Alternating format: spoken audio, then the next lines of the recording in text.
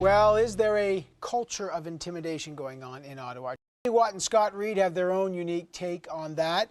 This is what you've been waiting for on a Thursday. It is time for Point of Order.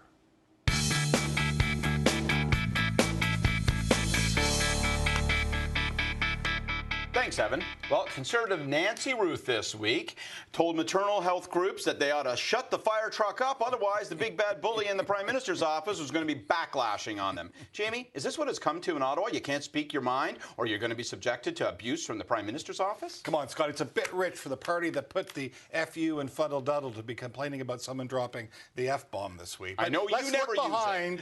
Let's look behind what the senator had to say, and let's remember who Senator Ruth is. There's no more passionate advocate for women's rights, for equality rights. There's no harder worker for the community than Senator Nancy Ruth, and you know that because you, or at least your boss, appointed her to the Senate in the first place. Yeah. And all Senator Ruth was saying this week was saying, let's make sure that we don't forget to see the forest for the trees. Let's understand the opportunity that we have here. We've got tremendous momentum going into the G20. We've got a good opportunity to move forward on maternal rights, and let's not bugger that up by understanding that abortion is a divisive issue. She understands that. She was giving sensible political advice to a friendly group, and it got blown out of proportion. You know, this drives me insane. Drives me right off the deep end. So this is what counts now in Stephen Harper's Ottawa for sensible, helpful advice.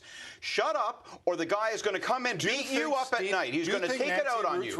Age groups, for the Prime Minister? You know, we see aid groups internationally have had their funding cut. We see women's groups have had their funding cut. We see senior diplomats who speak their piece are smeared. We see the regulator for nuclear facilities. If she expresses a point of view about whether or not facilities are safe, she's smeared as a liberal and a partisan. That's the nature of this government. Shout, smear, say anything about anyone, about any time. This is a bully. And you know what you do with bullies? You push the bugger down. Well, speaking of culture of bullying, I think maybe we've got a culture of mistakes when it comes to the Leader of the Opposition. Sleepy Sunday in May, he calls a news conference, and out of the blue, what does Michael Ignatieff do? He announces he's the campaign manager for the second term of Governor General Michaël Jean. Scott, what is he thinking? I mean, this is a bridge too far. Well, you know, let's not get too fussy. Listen, you know, his logic was this. I was asked for my opinion. I offered it in private. Why ought I not offer the same opinion in public? And so it's a crazy opinion in private. It's still a crazy opinion in public. Well, I don't know that it's a crazy opinion. I actually believe very strongly that she ought to be extended. I mean, the debate is whether or not he ought to have expressed that in public. And his view is, you know what? It's time to actually crack open the institution of appointing the Governor General. And, you know, so we can all argue about the modalities of it. My own view is that this probably tells us in very clear language that change is afoot. We're no longer going to be able to have just a little quiet conflab where the guy who actually relies on the Governor General for his job also is allowed in secret to appoint the Governor General for his job. And I'm not just raining on the Prime Minister. This is true of all Prime Ministers. I think there's an institutional evolution that's set to occur. But at the end of the day, we've said the Governor General sits above partisan politics. And when the leader of one of the parties who has a vested interest in the decision he or she makes decides to take a side and to shill for her, it's the kiss of death. Come on. But more than just it's a kiss of death. That means there's going to be a backlash from Stephen Harper. No, he surely can't appoint her. Here's what it is. We hear that all the time. Once again, it shows Ignatieff doesn't get our system. He doesn't understand how to play politics.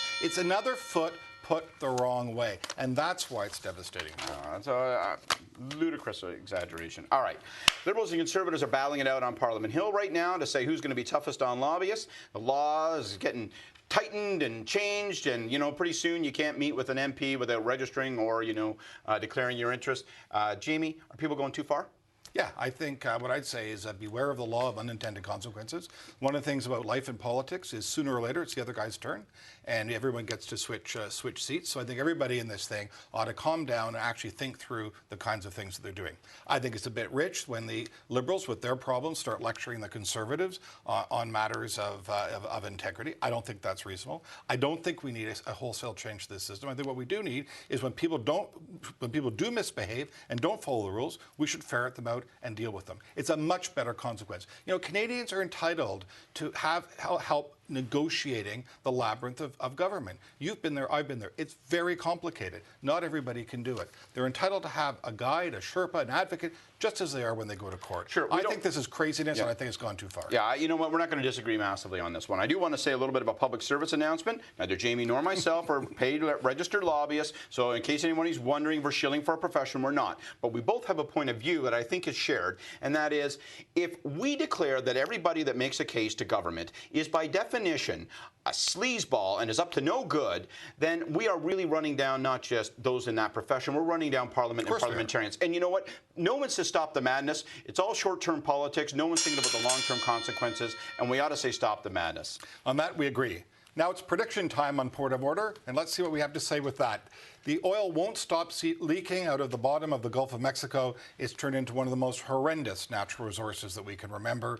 The prediction we're asked to make this week, Scott, is will BP's disaster in the Gulf of Mexico affect the way we deal with oil and oil drilling here in Canada? Yeah, I think it's going to. And, you know, I got a host of bad things to say about this government, but let's take partisanship out of it for a second. Big oil has a big problem, and frankly, they're making it our problem as a country because, you know, whether it's offshore drilling or whether it's the oil sands, you know, Canada is an oil-producing nation. People see these pictures, they are ghastly. They are horrifying. I mean, they are in substance and they are in image. And so people say, well, what does that mean? I mean, can that be cleaned up? Is that going to cause permanent damage? What's happening to the ecosystem? And it just causes people to say, whoa, bad news.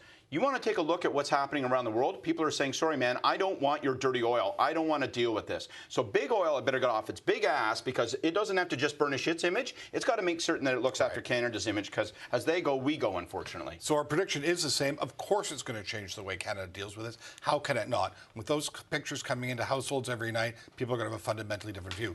But we've got a problem. We're addicted to that stuff. It fuels our economy, it powers our homes, and it provides a lifestyle that we're pretty used to. It's not a right issue. It's not a left issue. It's not a conservative issue. It's not a liberal issue. But it is an issue that we're going to have to get our heads around. How do we have it both ways? Because every time we go drilling for that, we create some risk. And it's risk that's beginning to look like we're not so keen on taking. Well, strong environmental assessments, and actually let's really lean into renewable alternatives, whether it's wind, solar, biofuels. For sure. Make ourselves a leader there. Well, Evan, that's the time we've got for Point of Order this week. We'll be back in 7 days when, predictably, I'll be right. Scott, you'll still be wrong. I'm Jamie Watt. I'm Scott Reed. Thanks a lot, Evan.